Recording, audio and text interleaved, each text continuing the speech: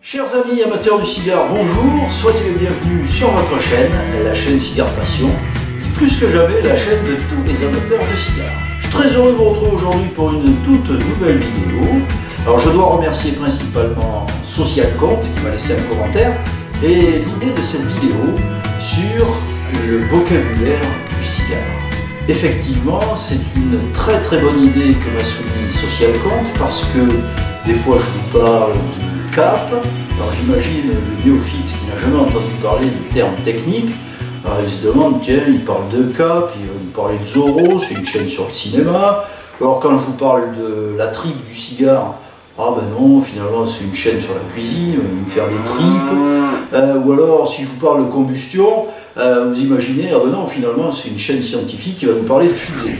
Bon, alors c'est pour ça qu'il est important de tout mettre dans l'ordre et de vous expliquer quelques termes techniques, et tout ça bien sûr dans la bonne humeur. Allez, on y va, c'est parti tout de suite. Voilà, on se retrouve pour une vidéo bien sympathique. J'ai décidé de l'accompagner avec un petit cigare, un Robusto, un Vegueros, Entretien Pos. Vegueros, c'est une marque cubaine qui n'a que 3 cigares à son catalogue. C'est une marque en renouveau et c'est un cigare très élégant, trapu, avec une très jolie cape. Je vais le déguster en même temps que je vous parle et je vous dirai au fur et à mesure ce qu'il en est de ce joli cigare. La première chose sur un cigare, donc là j'ai choisi un cigare que tous les amateurs vont reconnaître puisque c'est le Churchill de chez Roméo et Juliette, un cigare excellent. Mais on va parler des différentes parties d'un cigare. Donc, pour ceux qui nous suivent un petit peu, quand je vous dis que je toste le pied du cigare, en fait le pied c'est ceci. En fait, il va falloir comparer le cigare à un être humain. Donc en haut, vous avez la tête, au milieu, vous avez le corps du cigare, et en bas, vous avez le pied. Donc la tête, le corps, le pied. Alors, vous savez que sur un cigare, avant de le fumer, il faut le couper. Donc on appelle ça soit la coiffe, soit le bouchon. Il y a les deux termes qui sont utilisés. Donc c'est cette partie qu'il faut couper pour fumer votre cigare. Vous avez ici la bague de votre cigare, qui est différente selon les marques et les modèles.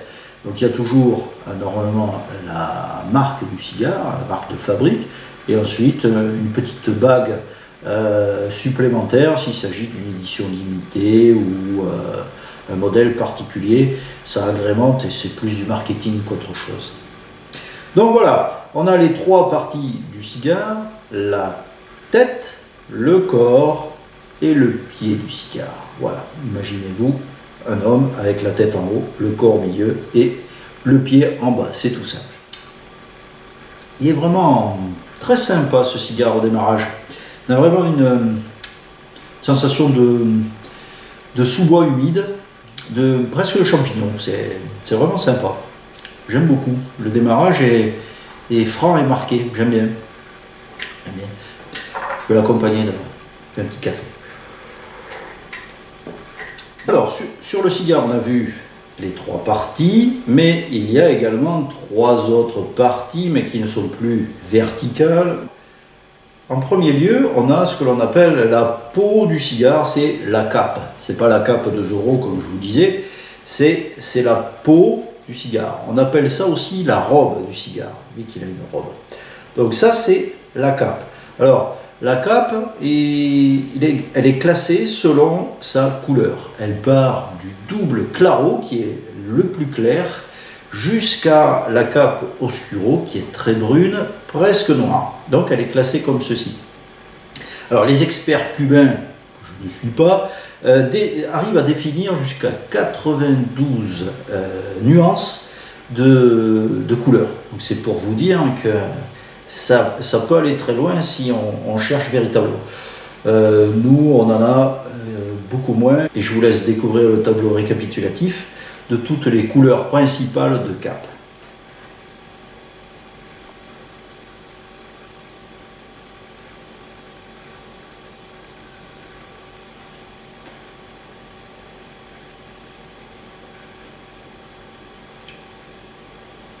premières bouffées sont très intéressantes parce qu'on a vraiment cette sensation de champignon de Paris un petit peu. C'est très agréable. Alors, une chose importante, souvent quand on est néophyte, et moi le premier j'ai fait l'erreur, je pensais que plus la cape du cigare était claire et moins il était fort. Alors c'est une erreur caractéristique que tout le monde commet au départ. Il ne faut pas se fier à la couleur de la cape pour déterminer l'intensité et la puissance du cigare. Certains cigares avec une cape très claire sont vraiment très forts, alors que certains cigares avec une cape beaucoup plus foncée sont relativement légers à fumer. Juste en dessous de cette cape, il y a la sous-cape. Bon, ben, c'est pas bien compliqué à comprendre, hein. C'est juste ce qu'il y a en dessous. Alors là, pourquoi il y a une sous-cape? Ben, tout simplement, c'est pour tenir le centre du cigare, que l'on va voir tout à l'heure, qui s'appelle la tripe. Et cette sous-cape, elle peut être composée de deux feuilles, notamment sur tous les modèles cubains. Il y a deux demi-feuilles de tabac qui servent de sous-cape, dont une est tournée dans un sens et l'autre dans l'autre. Et ces deux demi-feuilles de sous-cape servent à maintenir la tripe. Elles ont une fonction également sur la combustion du cigare, mais ça on y reviendra dans une autre vidéo si vous voulez qu'on approfondisse la technique. Vraiment une fumée opulente, qui est bien grise, avec une cendre qui est bien foncée également.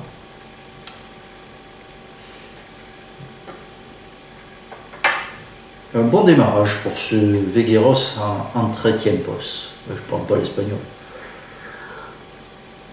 Vous pouvez me mettre dans vos commentaires que mon accent vous fait rire, hein, c'est pas un souci. Alors ensuite, on a sous la cape et sous la sous-cape, il y a la tripe.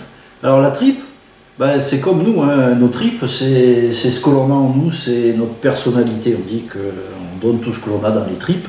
Ben, le cigare, c'est exactement la même chose. La tripe, c'est le cœur du cigare et c'est ce qui donne son caractère, sa personnalité. La tripe est toujours composée de 3 feuilles de tabac différentes. La première, on appelle la feuille volado. Donc c'est la feuille qui est le plus au bas du pied du tabac et c'est elle qui assure la bonne combustion de votre cigare. Ensuite, on a une deuxième feuille de tabac qui est la feuille seco. C'est cette feuille qui donne l'arôme du cigare. Donc le volado donne la combustion, le seco donne l'arôme du cigare et la troisième feuille qui compose la tripe du cigare, c'est le liguero. Donc c'est elle qui donne la puissance, la force et c'est la feuille qui est tout en haut du pied de tabac. C'est elle qui prend le plus de soleil, qui prend le plus la pluie quand elle arrive, donc c'est elle qui concentre toute la puissance et la force du cigare. Donc c'est la feuille qui est la plus recherchée, c'est celle qui se vend le plus cher. Donc on a le volado pour la combustion, le seco pour l'arôme et on a le liguero qui donne la puissance et la force du cigare. Donc c'est un savant mélange de ces 3 feuilles qui peuvent venir de tabac de différentes origines, et on l'a vu notamment dans le Zino Platinum 654T. Si vous n'avez pas vu la vidéo, ben, je vous engage à la regarder, vous comprendrez que l'assemblage de cette tripe peut venir de différents horizons, de différents terroirs, et justement c'est ce mélange qui peut être intéressant, mais vous trouverez toujours dans la composition de la tripe ces 3 feuilles, le volado, le seco et le liguero. Alors j'ai lu dernièrement que une cape de bonne qualité devait être luisante et on devait voir le gras ressortir lorsque l'on fume. C'est pas quelque chose que je vois régulièrement sur mes capes. Alors je sais pas, laissez-moi dans vos commentaires votre avis. Si vous, quand vous fumez, vous avez systématiquement des capes qui deviennent luisantes. Moi, c'est pas forcément le cas. Donc c'est pour ça que je vous pose la question. N'hésitez surtout pas à me le faire savoir. C'est toujours intéressant d'avoir plusieurs points de vue. Maintenant, on va parler également de la répartition du cigare. Alors, c'est quelque chose qui est vraiment théorique, mais on a ici un premier tiers, un deuxième tiers et un troisième tiers. Alors, premier tiers, généralement appelé le foin. Alors, pourquoi s'appeler le foin? Parce que logiquement, quand vous allumez votre cigare, il est encore un peu froid, c'est le départ, la combustion n'est pas encore très bonne, et du coup, c'est la partie la moins goûteuse du cigare. Mais ça reste vraiment théorique. Parce que si vous me suivez régulièrement, vous avez pu voir que j'ai testé des cigares qui, dès le départ, dégageaient énormément d'arômes et de puissance. Donc c'est quelque chose qui est très théorique. Et on a des cigares qui changent très vite. Au milieu du premier tiers, on passe déjà dans un divin. Et c'est pas quelque chose qui est fiable. Donc, pour votre connaissance, on a un premier tiers qui est appelé le foin, on a un deuxième tiers qui est appelé le divin, parce que logiquement c'est là où les arômes arrivent au summum, parce que la combustion du cigare est bien meilleure, le cigare est un petit peu chauffé, la tripe est à bonne température, et du coup les arômes se dégagent, et petit à petit, avec l'accentuation de la chaleur, parce qu'il y a de moins en moins de tabac, on arrive sur le troisième tiers que l'on appelle le purin, où la fumée s'intensifie, où l'odeur de la fumée devient de plus en plus lourde et la puissance se fait sentir. Donc c'est pour ça qu'on appelle ça le purin. Mais sur certains cigares, comme je vous le disais, le purin est bien meilleur que le divin et ainsi de suite. Donc c'est quelque chose qui est théorique, mais bon, qu'il faut savoir, qu'il faut connaître. Alors nous allons parler maintenant du terme vitol. Alors vitol vient de l'espagnol vitola, et il existe deux sortes de vitol. Il y a deux mots qui sont utilisés pour désigner la vitole. Il y a vitola de salida qui désigne le nom commercial d'un cigare. Par exemple, pour un Partagas, on a donc Partagas c'est la marque, et la vitola de salida c'est par exemple le D4. Donc la vitola de salida c'est le modèle, c'est-à-dire c'est la marque commerciale du cigare qui a été créé. Ensuite, il existe une autre vitola, c'est la vitola de Galera. C'est le nom officiel d'un format de cigare. Par exemple, un Robusto, c'est la vitola de Galera Robusto. Donc c'est un modèle. Vitola de Galera, c'est aussi le terme que l'on peut utiliser comme module. Module, c'est exactement la même chose. Le module, c'est le format officiel d'un cigare. Alors quand je parle de format, c'est longueur et diamètre. C'est ce qui détermine le format pour un cigare. Donc vitol, finalement, qui a été francisé, c'est plus un synonyme qui est utilisé par tous les amateurs pour éviter toujours de parler du cigare. On parle de vitol. Bon, sachez qu'une vitol, on détermine une vitol comme le mot cigare. Mais l'origine, c'est celle que je vous ai dite, à savoir la vitola de salida et la vitola de Galera. Voilà. C'est la première fois que je fume cette marque et qui m'a été conseillée par mon caviste. C'est le renouveau de la marque. Un cigare qui est accessible, parce qu'il ne fait que 7 €. Enfin, c'est déjà pas mal, hein, vous me direz, pour un cigare 7 €, c'est pas mal. Mais pour un cigare cubain de ce format, ça reste très, très accessible. Alors je vous en parle de temps en temps, et notamment dans la dernière vidéo, je vous ai parlé d'un taureau, le taureau Zino Platinum. Alors taureau, ça ne veut pas dire que c'est la peau de taureau qui enveloppe le cigare, absolument pas. Le taureau, c'est un module de cigare, donc qui est déterminé par une taille et un diamètre. Donc on utilise le terme taureau pour un format de cigare également. Alors j'utilise également le nom de Puro ou Puros. Alors, un Puros, c'est un cigare qui est composé de tripes de la même origine. La sous-cape de la même origine et la cape de la même origine. Donc un cigare, par exemple, qui est 100% dominicain, on va appeler ça un Puro. Donc c'est un terme pur, donc c'est-à-dire la même origine. Un cigare qui est bien agréable, ce Vegueros, avec des arômes bien typé sous-bois, c'est un cigare agréable mais qui est bien robuste dès le départ. Hein. On a des arômes qui sont bien déterminés et qui restent bien en bouche. j'ai quand même un souci de combustion, encore une fois. J'ai vraiment le dos du cigare qui est, je vais vous montrer. Vous voyez ici le devant et le dos du cigare qui ne s'est presque pas consumé. Donc peut-être un problème de conservation, et un petit problème de séchage des feuilles. Dernier terme que l'on utilise régulièrement et dans mes vidéos je fais mentionner dans la fiche descriptive, c'est le CEPO. Alors le CEPO, c'est tout simplement le diamètre du cigare. Le CEPO est exprimé en 64e de pouce. Donc un pouce, ça fait 2,54 cm. Donc un CEPO fait 1,625 pouces. Bon, c'est une classification officielle, le CEPO, donc c'est toujours bon de le savoir. Et c'est la mesure officielle que vous retrouverez dans les classements. Dans vos commentaires, il y a quelqu'un qui m'a demandé ce qu'était l'avanoscope. Alors l'avanoscope, c'est, je l'ai ici, c'est tout simplement le référentiel de tous les Havane présents sur le marché. C'est un hors-série de l'amateur du cigare qui paraît chaque année et qui vous parle de tous les cigares. Alors il y a un classement qui est fait en bagues, de 2 bagues je crois jusqu'à 5, avec un coup de cœur qui est présent.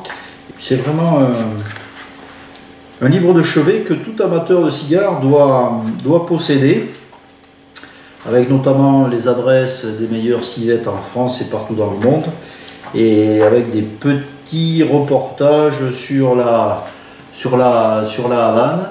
Un bouquin à avoir, c'est quelque chose que vous pouvez conserver toute l'année, et notamment on testera le Upmann Magnum 50 très rapidement, qui a été élu Havane de l'année, donc on verra ce que c'est. Il y a également l'amateur du cigare. Alors c'est un magazine qui sort tous les 2 mois, qui est très intéressant, qui est très joli, qui est très bien réalisé avec des reportages. Vous apprenez pas mal de choses également. L'amateur du cigare qui coûte 9,90 €. Eh bien, on a fait le tour de la question sur la revue de presse un petit peu. Si vous avez d'autres revues, n'hésitez pas. Je sais qu'il existe le Petit Larousse du cigare également. Il en existe énormément. Donc, c'est vous qui faites votre choix. Écoutez, moi je continue la dégustation. Si vous avez des idées de vidéos, surtout, vous n'hésitez pas. Je suis à votre écoute. Je réponds à tous les commentaires. C'est vous qui faites la chaîne. Et c'est grâce à vous que je suis là. Donc surtout, continuez comme ça. Je suis très heureux de savoir que vous me suivez avec grand plaisir. Allez, je termine ce cigare et je vous dirai dans une prochaine vidéo ce qu'il en a été. Allez, salut, à très bientôt. J'espère que vous avez appris beaucoup de choses dans cette vidéo. J'espère que vous l'avez appréciée. Surtout, n'hésitez pas. Donnez-moi des idées de vidéos, dites-moi ce que vous voulez que je traite, dégustation de cigares, de la technique, je ne sais pas, le domaine est très vaste. Dans tous les cas, si vous avez aimé, n'hésitez pas à liker, partager et à commenter sur les réseaux sociaux. N'oubliez surtout pas de vous abonner à la chaîne Cigare Passion, et vous êtes de plus en plus nombreux à nous suivre. Je vous remercie, chers abonnés, car c'est grâce à vous que je vais pouvoir continuer cette belle aventure. Vous pouvez également me suivre sur Instagram pour toujours plus d'actualités. Dans tous les cas, on se retrouve pour une prochaine vidéo. L'idée m'a été soumise également par vos commentaires. Je ferai le test d'une commande de cigares sur Internet. Je vous remercie de votre fidélité. Salut à tous!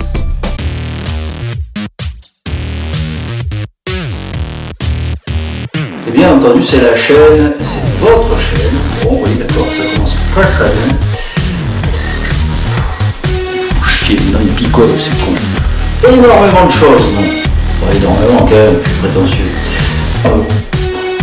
Car c'est grâce à vous que je pourrai continuer cette aventure. Et qu'est-ce qu'ils ont? Ils sont excités, ces bestioles. Ils sont, putain, une picole. pas possible. Bien entendu, surtout ne...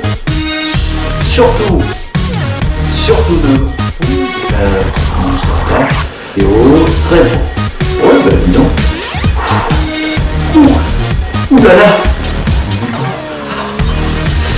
Non, ça va pas.